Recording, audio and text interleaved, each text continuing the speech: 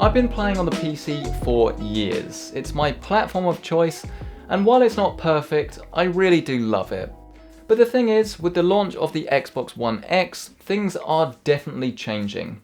And while I won't be jumping ship back to console, what Microsoft have managed to do at a price point of £450 has to be commended, as it's a remarkable bit of hardware that is actually really good value. Now, I'm actually going to jump straight to the chase here and talk about gaming performance and the way it looks and compare it to the other consoles and of course PC. If you do want to learn more about the design, I've already made that video and I've compared it against an Xbox One S.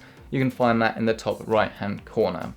But I think the question that I was asking myself before I got hold of it was, how does this compare to a high-end PC, and are we really getting 4K gaming? And there are a couple of catches, the first one being if you're playing a title that hasn't been Xbox One X enhanced, then it's going to pretty much look and perform the same as it would on a standard Xbox. If it's got dynamic frame rate or resolution, then it probably will look and play better on X, but don't go expecting any big changes. So for example, I booted up Shadow of War, which is the new Middle-earth game, before it was patched, and it looked identical to a usual Xbox, and I was really unimpressed with how my Xbox One X was performing.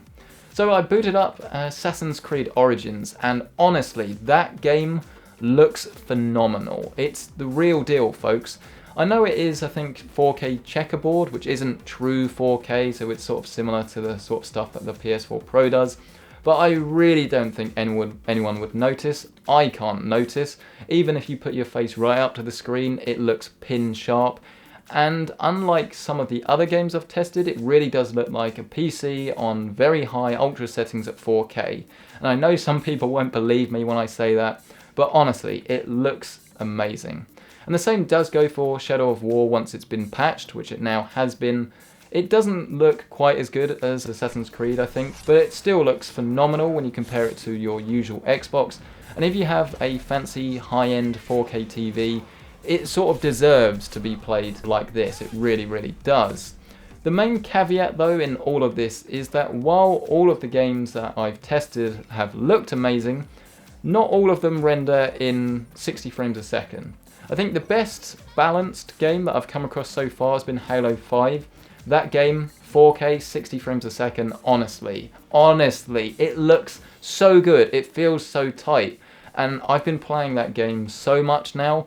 To be honest with you, I didn't play it that much when it came out because the resolution, just to me, it looked a little low. Even for a console, it didn't look that great. So playing it on X, I think it's probably actually my favourite game that I've tested so far on X. It looks and plays amazingly. It's so good. But comparing this against a PC, the problem isn't the visuals. I think that for the most part, most people won't notice that much of a difference unless you're really throwing, £1,000 into your computer, at least for all of these extra high-end graphics cards and things. For the most part, I think most people will sort of see it as very good PC quality. But the main problem is that you've got no real option in most games to play at 60 frames a second, which means that you're stuck at 30. So, for example, Origins plays at 30 frames a second. And whether this is a concern to you depends on what you're used to and what you insist you can sort of cope with. For me personally, I can get used to 30 frames a second. I know it's not ideal. And games like Gears of War, where they play in 60 frames a second, multiplayer at 4K, and they look and feel amazing. As soon as you boot up the campaign and it's in 30, it really does, to me at least, feel like a step down. But for people that have been stepping up from a normal console, this isn't going to be a concern.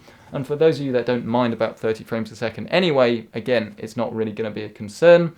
But I think that's the main thing to note. While the console definitely can deliver 4K 60 in certain titles, it is just that, it's certain titles. The other comparison that we need to make is of course with the PS4 Pro.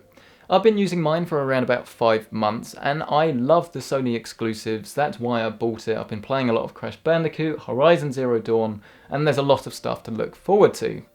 With Xbox though, I know there is a lot of debate about their exclusives and whether they're better, whether they're worse. Realistically, it's all down to personal preference, so I'm not really going to get into that here, but of course that should have a serious impact on your buying decision. But the thing you need to know is that the PS4 Pro has 4.2 teraflops of performance, whereas the X has 6. So put simply, the X is more powerful and your games should look better. Whether they actually will though is down to the developers. I dare say that the first party games will look a lot better on X than on PS4 Pro, but third party games I reckon will actually end up being quite similar.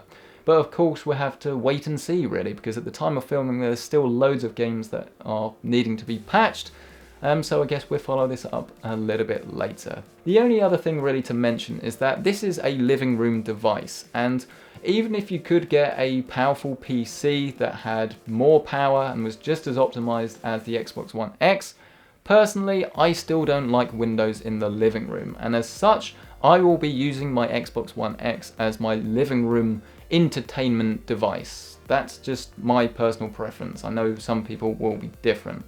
But in terms of whether this thing is actually worth buying, it's a weird one because it's a definite yes and a slight no at the same time.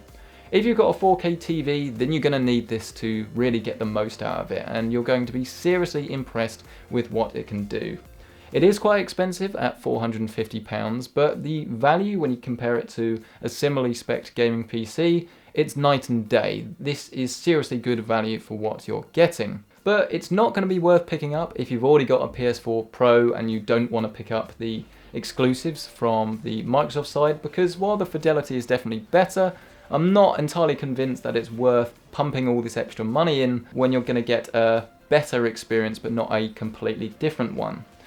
If you're in the market for a new console full stop, maybe you're still rocking a 360 or PS3 and you're happy to pay the money, then the Xbox One X is 100% worth picking up. But if you've got a PC and you're wanting something for the living room, it's a little bit more, I'm not sure, because you will have to start playing games at 30 frames a second, which is something I know a lot of people won't want to do, but you can't argue with the fact that you're getting 4K gaming at £450, and sure, not every game will render in 4K. Some will use checkerboard, some definitely won't look as good as a super high-end PC, but you've got to look at the value of it. That's why I'm so impressed, and ultimately that's why I recommend it. A massive thank you to Xbox for supplying this review unit, it's much appreciated, and of course to you guys for watching this video. Let me know, what did you think? Let me know down in the comments section below. A massive thank you for watching, and I'll see you in the next one.